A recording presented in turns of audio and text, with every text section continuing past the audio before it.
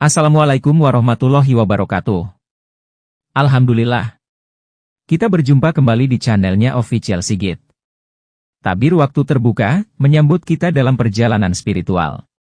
Mari kita membenamkan diri dalam kisah-kisah inspiratif para nabi, wali, dan sahabat yang memancarkan cahaya kebijaksanaan.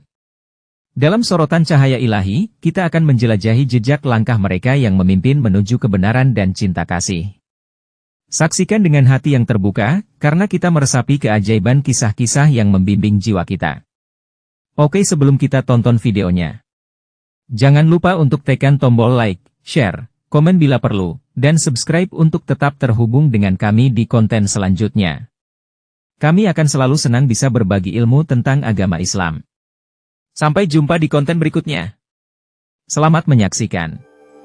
Assalamualaikum warahmatullahi wabarakatuh.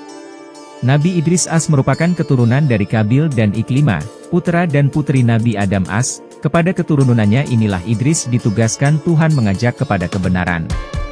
Nabi Idris adalah orang pertama yang menerima wahyu lewat malaikat Jibril, ketika berumur 82 tahun.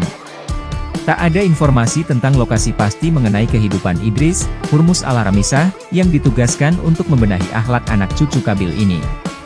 Ada yang menyebut daerah Munaf, Mesir, namun ada pula yang menyebut Babilonia. Yang pasti Idris yang sejak kecil belajar ilmu dari Nabi Syits, putra Adam As, kepadanya telah diturunkan wahyu kenabian. Dan ceritakanlah, hai Muhammad kepada mereka, kisah Idris yang tersebut di dalam Al-Quran. Sesungguhnya ia adalah seorang yang sangat membenarkan dan seorang nabi. Dan kami telah mengangkatnya ke martabat yang tinggi. Quran Surat Maryam, 56-57. Idris menurut riwayat dalam hadis Bukhari adalah kakeknya Bapak Nuh As. Berarti Nabi Idris merupakan generasi ke-6 dari Adam, mengingat Nuh sendiri sebagai keturunan ke-10 dari Adam As. Kelebihan Nabi Idris As. Nabi Idris As memiliki beberapa kelebihan alias mukjizat dari Tuhan. Pertama, dia manusia pertama yang pandai baca tulis dengan pena. Kepada Idrislah Allah Subhanahu wa Ta'ala memberikan 30 sahifah alias suhuf lembaran-lembaran ajaran Tuhan, berisi petunjuk untuk disampaikan kepada umatnya. Kedua, Nabi Idris diberi bermacam-macam pengetahuan mulai dari merancak, merawat, kuda, ilmu perbintangan, falak, sampai ilmu berhitung alias matematika. Ketiga, nama Nabi Idris sendiri berasal dari kata darasa yang artinya belajar. Idris memang sangat rajin mengkaji ajaran Allah Subhanahu wa Ta'ala yang diturunkan kepada Adam dan Nabi Syits, bahkan yang langsung kepada dirinya. Nabi Idris juga sangat tekun mengkaji fenomena alam semesta, yang semua merupakan ayat dan pertanda dari Tuhannya. Keempat, Nabi Idris As ialah orang yang pertama pandai memotong dan menjahit pakaiannya.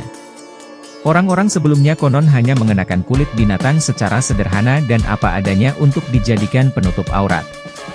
Idris yang haus akan ilmu pengetahuan sehari-hari memang disibukkan oleh berbagai kepentingan, namun ia tetap selalu ingat kepada Tuhan. Dengan berbekal pengetahuan yang mencapai kelengkapan, dengan kekuatan dan kehebatan yang mumpuni, Idris menjadi gagah berani tak takut mati, tak gentar kepada siapa saja, terutama dalam menyadarkan keturunan Kabil Iklimah yang saat itu penuh dengan kesesatan. Dapat dipahami jika ia mendapat gelar kehormatan Asadul Usud alias, singa di atas segala singa, dari Allah Subhanahu wa Ta'ala. Kepada kaumnya, Idris diperintahkan memberantas kebiasaan melakukan kenistaan. Idris ditugaskan untuk membenahi pekerti rendah, zalim terhadap sesama, suka permusuhan, serta suka berbuat kerusakan. Kepada keturunan Kabil, Idris menandaskan, iman kepada Allah bisa memberikan keberuntungan. Untuk itu wahai kaumku, kata Idris, peganglah tali agama Allah, beribdalah hanya kepada Allah.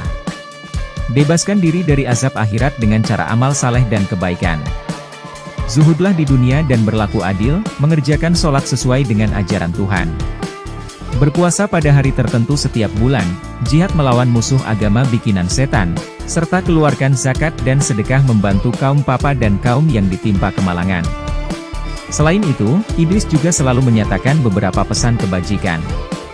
Pertama, salat maid lebih sebagai penghormatan, karena pemberi syafaat hanya Tuhan sesuai ukuran amal kebajikan. Kedua, besarnya rasa syukur yang diucapkan, tetap tidak akan mampu mengalahkan besarnya nikmat Tuhan yang diberikan. Ketiga, sambutlah seruan Tuhan secara ikhlas, untuk sholat, puasa, maupun menaati semua perintahnya. Keempat, hindari hasad alias dengki kepada sesama yang mendapat rezeki, karena hakikat jumlahnya tidak seberapa. Kelima, menumpuk-numpuk harta tidak ada manfaat bagi dirinya. Keenam, kehidupan hendaknya diisi hikmah kebijakan, M. Al-Anbiya, Fil Quranil Karim, 78.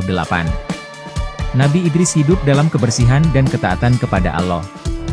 Dalam pengabdiannya, ia memimpin masyarakatnya menuju kehidupan yang penuh keadilan dan moralitas. Namun, seperti banyak nabi lainnya, Nabi Idris juga dihadapkan pada tantangan dan ujian berat. Nabi Idris dikenal sebagai tokoh yang penuh kesabaran dan keteguhan iman. Ia terus menyampaikan wahyu dan petunjuk Allah kepada umatnya, meskipun menghadapi resistensi dan kesulitan.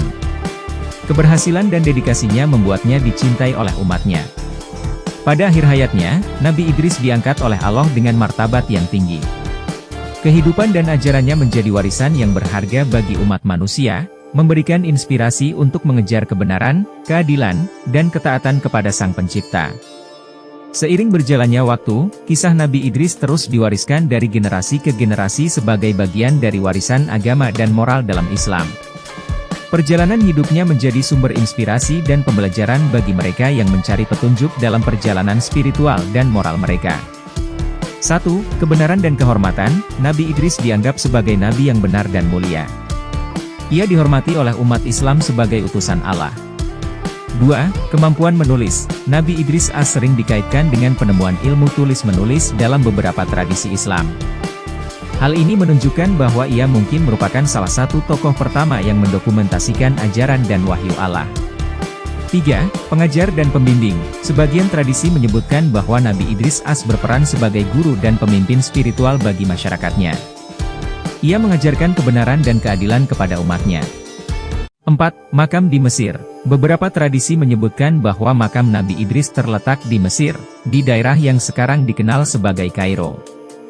Meskipun informasi ini tidak ada dalam Al-Quran, namun dapat ditemukan dalam literatur hadis dan sejarah. 5. Umur.